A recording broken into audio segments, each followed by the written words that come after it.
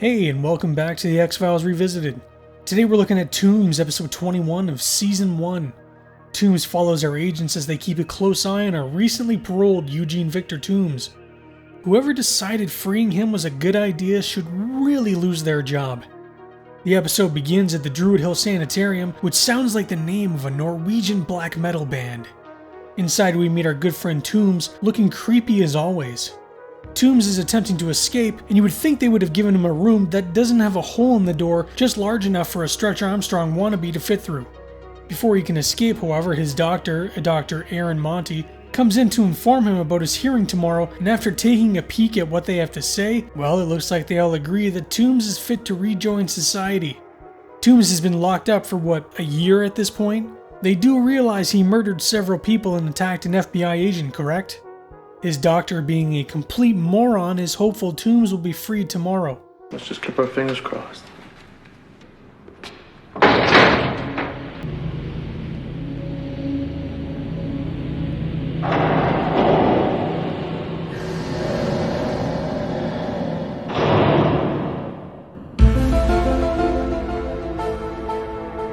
At FBI HQ, holy shit, watch out Scully, it's Shocker! Mulder, you real slow. What the fuck? FBI Assistant Director Walter Skinner makes his big debut and chews Scully out for her work on the X-Files.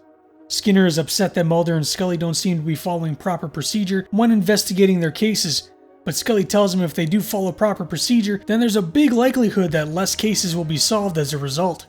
This upsets cigarette-smoking man so much, he actually puts his cigarette out. We're at Tooms' hearing, and well, this should go well. A bunch of experts give testimony on Tooms' behalf, with one even basically stating the reason he attacked Agent Scully was out of stress from losing his job. Mr. Tooms had recently lost his job, aggravated by a false arrest incident with the FBI. His assault on Agent Scully was, quote, frustration directed at the wrong person, end quote. Mulder isn't having any of this nonsense, however. He's brought up as a witness, and Scully suddenly joins to cheer him on from the sidelines. Look at him, 100 years I contend older. that perhaps through a genetic mutation, Eugene Tooms is capable of contorting and elongating his body in order to gain access to victims, so that he may extract the livers which provide him sustenance for the hibernation period of 30 years. Well, things don't go exactly how I'm sure Mulder envisioned. Mulder and Scully return to the hearing to find out the outcome of Eugene Victor Tooms. Well, what about that tattoo on your chest? Doesn't it say die, Bart, die? No, that's German for the Bart, the. No one who speaks German could be an evil man. Parole granted.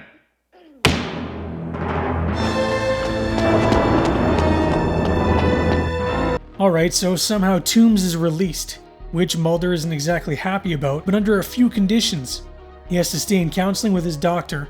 He gets to keep his job working at the animal shelter, which serial killers are always known for being avid animal lovers. And the third condition, he has to live in the house of a middle-aged couple who helped transition former prisoners back into society. The guy ate people's livers, but sure, you can stay in the guest bedroom. He wants to kill. He'll do it the first chance he can, but he won't kill the old couple. He won't be that obvious. Tooms didn't remain a secret for 100 years by not being careful. Yeah, Mulder isn't exactly happy about what just took place, and who could blame him? Scully offers to keep surveillance with Mulder, but he needs her to go back to the earlier murders to prove Tooms committed them. But Scully, being the good girl, couldn't possibly commit unorthodox methods of investigation, because then Skinner would give her another verbal spanking. If you're resistant because you don't believe, I'll respect that. But if you're resistant because of some bureaucratic pressure, they've not only reeled you in, they've already skinned you. Man, Tooms is one creepy looking bastard. The room in the back is small, but I'm sure you'll be able to squeeze in. I understood that reference. The following day, Tooms is back on the job cleaning up some dead rodents, and I was gonna make a joke about KFC and the rat being finger-licking good, but KFC isn't gross enough as is. Before Tooms can get back in his truck, however, he's taken by a woman in blue. But you're not fooling anyone, Tooms. We all know she's way too old for you. Before he can get her number, however, Mulder interrupts him. Excuse me. Could you help me find my dog? He's a Norwegian elk hound. His name is Heinrich. And in an unforeseen twist, the person driving the rape van isn't the one asking for help with finding a lost dog. At the Lynn Acres retirement home, former detective Frank Briggs is not happy that Tooms was set free. Scully tells the man that they need to somehow prove that Tooms did indeed commit the murders 30 years ago. He then pulls a liver out of a box that we all have in our living room, claiming it was from a victim whose body was never found and could prove that Tooms committed the murder. And what makes you positive? A hunch. An old-fashioned hunch. Yes, a hunch. Always indisputable evidence in a court of law. Your Honor, Tooms killed these people. And what evidence do you have? I don't know, a hunch? Well, that's all the convincing I need. Guilty! Frank believes the body of this victim to be in the cement floor of the chemical factory where the original murders occurred. At the factory, they're using ground-penetrating radar to see if they can find anything odd inside the concrete. Scully goes over to the man operating said equipment, and Frank takes off on his own as he's tired of pussyfooting around. Using his wheelchair like a dowsing rod, he comes to a random spot and shouts that the body is here. It's here! It's right here! We then cut back to Tooms, and oh god, was that a dog? Tooms then becomes infatuated again with another person, this time a man, also wearing blue. Back at the factory, and they're cutting into the spot Frank said the body would be found. They get maybe an inch down, and lo and behold, there's what looks to be a hand. Now, I'm not a fancy big city scientist, but I genuinely want to know, would a body entombed in concrete actually decompose completely to a skeleton, even given 60 years? Later that night, the man Tooms was watching arrives home. Unbeknownst to him, Tooms followed him, and unbeknownst to Tooms, Mulder is following him. The man is finishing up some computer work, and seriously guy, if your hair is that far gone, just shave the damn thing. Mulder, asleep on the job, is woken up by a passing car, and who knows how many people could have been killed while he was sleeping. Mulder runs off in search of Tooms, but it looks like he's taking the Super Mario approach.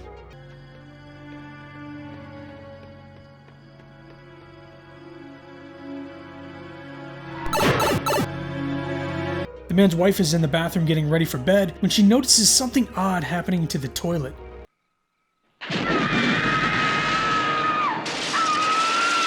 Using a drain auger because you never use a plunger, she attempts to clear whatever is clogging the toilet. The woman then gives up and locks it down. Tooms gives up on the toilet entrance and instead goes through a window. If they don't hear him, then they definitely have to smell him. The man hears a knock at the door, and it's Agent Mulder who tells him someone is inside the house. Someone opened my window.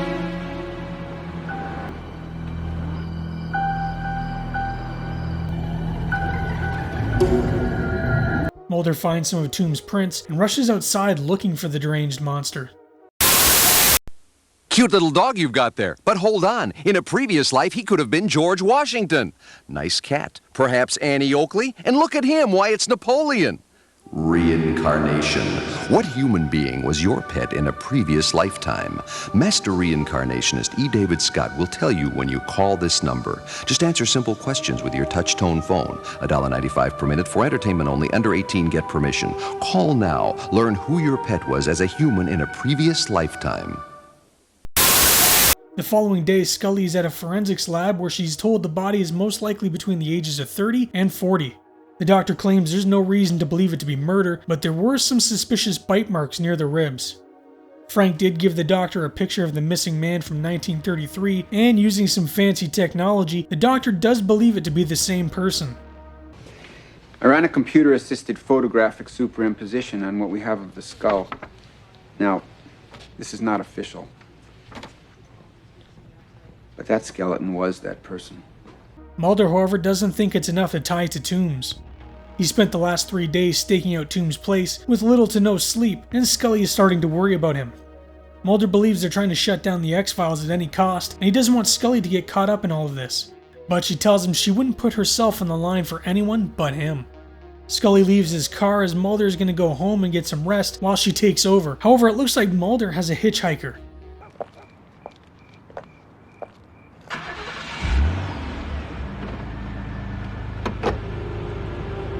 Mulder is getting some shut-eye on his couch, and he's got some good taste in movies. The screws on his vent start coming loose as Tooms makes his dramatic entrance. But seriously, why the theatrics with that turn? He starts digging at his face with his finger, causing it to bleed despite there being no cut. Which reminds me of the movie Predator, when Mac is shaving his face with a razor and cuts himself, even though there was no wound present, just some blood on the skin. The following morning, Tooms is being looked at by a doctor and a detective because it looks like someone kicked the ever-living shit out of him. His shoulder is pulled out of socket and he even has a convenient shoe mark on his face like he got super kicked. They ask him who did this and he throws Mulder right under the bus. Later that morning, the detective arrives with another officer at Mulder's place and they just mosey on in. Barely even say a word. They don't ask if they can come in, they have no warrants, they just walk in, grab his shoes and tell him he's in trouble. Now Mulder's an FBI agent. You would think he would know that what they're doing isn't exactly legal. Mulder does notice a screw on the ground before he leaves, so he knows something screwy is going on. Mulder and Scully are at FBI HQ as Skinner is less than pleased with what's just taken place. But Scully, like always, well maybe not always, has his back. Agent Mulder could not have done it because he was with me. Agent Scully, you wouldn't be lying to me, would you? Sir, I would expect you to place the same trust in me as I do in you. Skinner has a little one-on-one with Mulder and tells him if these cases are getting to him, then maybe it's time to step away a bit. Skinner then tells Mulder he's no longer allowed anywhere near Tooms, and next time may be the last for him. We're at the forensics lab where Scully shows Mulder Tooms' dental records taken from the Druid Hill Sanitarium. They've somehow managed to make a 3D rendering of his teeth with early 90s computer software and use it to show that they match up with the bite marks left on the recovered skeleton. We're with Tooms now while he works on some paper mache. He's rudely interrupted, however, by his host and doctor. Tooms seems to have an uncanny ability to see in Zack Snyder's slow-mo. Why the newspaper strips, Eugene? Are you making some paper mache? Isn't that what I just said? Do these people not remember he was building a new den to hibernate while he was in his cell at the end of the last episode? Did no one ever stop to ask just what the hell he was doing with bile and newspaper? Tooms then gets the crazy eyes and his doctor is beyond stupid. What are you doing, Eugene? Eugene? Are you alright?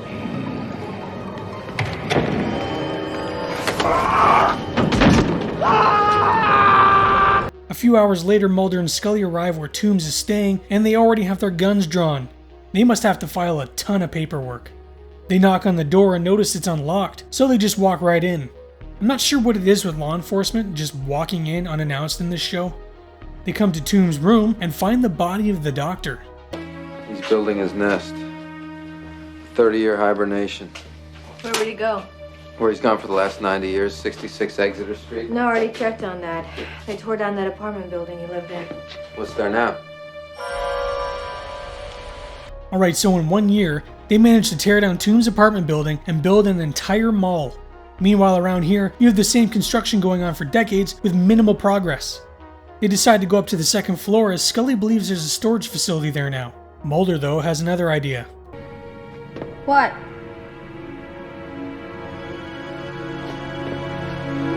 Scully motions like she's gonna go in, but Mulder tells her she can have the next mutant. Mulder finds some of Tooms' bile in a grate that easily pushes over. Mulder comes to Tooms' little nest, and this is where shit gets crazy.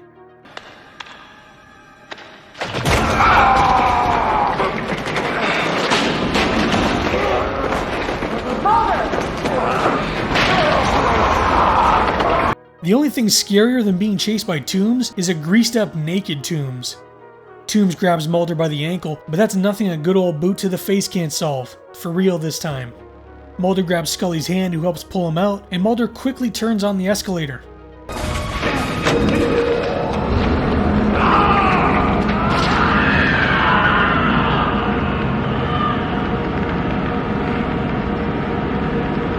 I guess the escalator somehow killed Tooms. Nothing was really touching him and they were just kind of an event, but sure, we'll go with what I assumed would always happen to me when I would ride one of these things as a child.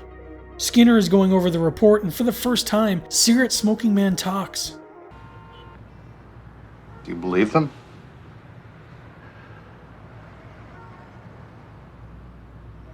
Of course I do. Mulder is staring at a cocoon when he tells Scully that change is coming for them. How do you know? A hunch.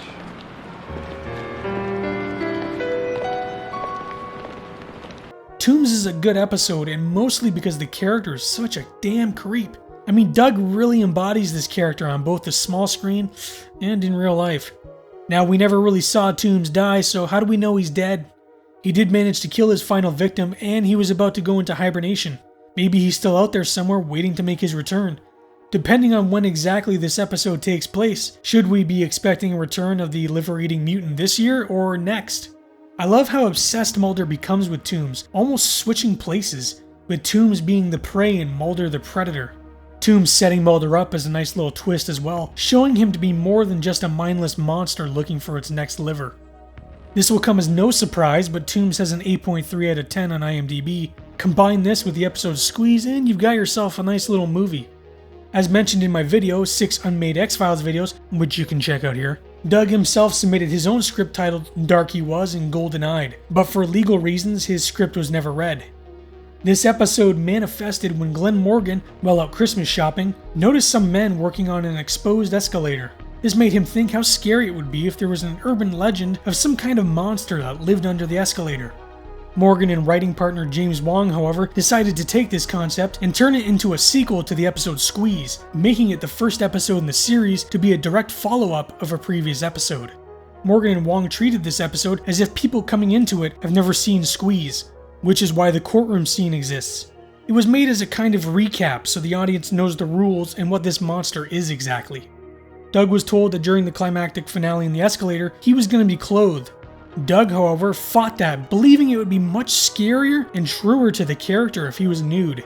Yeah, I'm sure that's why he wanted to be nude. And he's definitely not wrong about the scary part. He was covered in Caro syrup and food coloring and would stick to the walls. Chris Carter, on his experience on set during the filming of this scene, said, "So I walk onto the stage and here's this stark naked man covered in this gooey yellow substance. And it was shocking, you know, because here's this man walking around naked. But I think the thing that I felt worse about was that David Duchovny was actually going to have to get into this elevator shaft with this naked, greasy, grimy, sweaty man, and to have to pretend to be afraid of him, which was probably the easy part." This episode marks the debut of fan-favorite character Walter Skinner, played by the awesome Mitch Pileggi. Mitch was born on April 5th, 1952, in Portland, Oregon, poor guy. He spent much of his life moving around the country and eventually to Turkey, where he spent most of his adolescence and began his acting, playing in high school musical theater. In 1988, he played serial killer Horace Pinker in the Wes Craven-helmed horror film Shocker. Mitch met his wife Arlene Warren on the set of The X-Files. She was Scully's body double and later would play Skinner's assistant in a few episodes. And sorry to burst everyone's bubble, but that isn't Jillian's behind in the first episode. And I don't want to brag or anything, but I may have met the man as well. Tooms is a great follow-up to Squeeze. Doug really knows how to play a creep and he just gets under your skin. This one comes highly recommended for anyone that may have never seen it. Check back next time as we take a look at an 8-year-old girl who becomes the prime suspect in a bizarre string of deaths in Born Again. Let me know down in the comments your thoughts on this episode, and please subscribe if you haven't. Like the video and share it with your friends. I know this is always the worst part of YouTube. Thank you for watching and stay spooky. It awakens every 30 years and feeds on human flesh. Agent Mulder was the only one who believed it was real. He will kill again. Until now. Excavation revealed human teeth marks. Do you believe in monsters? An all-new X-Files next Friday at 9, 8 Central.